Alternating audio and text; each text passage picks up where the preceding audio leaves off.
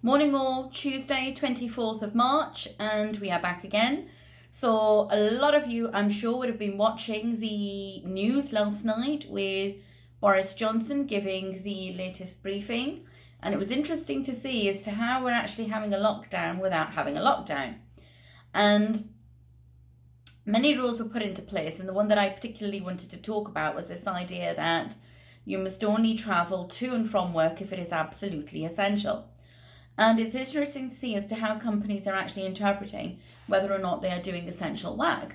So some of you will know that I very easily catch infections, so I don't have the best of immune system. Somebody could cough or sneeze next to me and tomorrow I will have the flu. That's literally how I get it. So I have done the sensible thing, which is to stay at home and work from home, working in my study. And that's what I'm doing. And I've also done the same for my staff and told them to do that. And everybody's got their workstations at home. So I would be thinking that I'm minimizing risk, but have I actually done that? So my husband works at Amazon, and Amazon sent out a text message last night to all their workers after this briefing.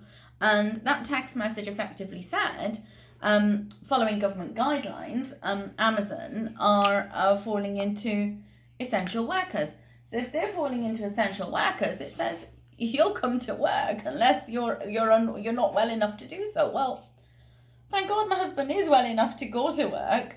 The issue is me. So off he is. He's getting ready and he's going to work, and he's feeling very, very guilty. And that guilt comes from the fact that he knows his wife is taking all the steps to protect herself, but yet he is being forced to go to work in fear of losing his job, and he's bringing all of those germs home. So his fear is not even for himself, but his fear is for those people around him.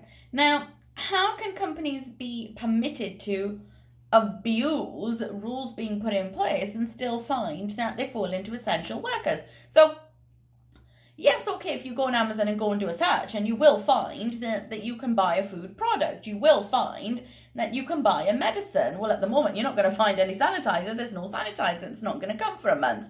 So a lot of the items you'll be looking for are either sold out or will not be coming for a while. That's not the point. So if Amazon, let's say for argument's sake, sells 0.1% of its products that are food or medicine, does that permit them to class themselves as essential workers? Is it an essential service? I think we're going to need more guidance on this, because unless the government provides more guidance, we're going to see and continue to see scenarios like the one on the news today. So we've got Sports Direct that have remained open, and their statement seems to be, as far as they're concerned, they are an essential service. And where did they get this from? Well, one of the points that was made yesterday by Boris Johnson was that one of the reasons you're still allowed to go out is to have one form of exercise. So that one form of exercise requires Sports Direct to stay open. They're providing an essential service, so you can obtain your sports equipment and your sports gear, your sports outfit, and effectively that's an essential service. Now, come on.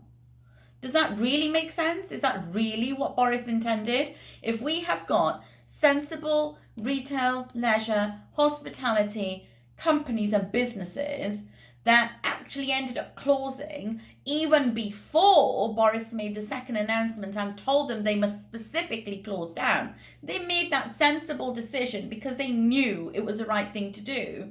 How can we, on the other end of the scale, have people abusing these rules being put in place and still remaining open when other people are being sensible and staying home? And again, we've got to remember, lives have got to matter before jobs.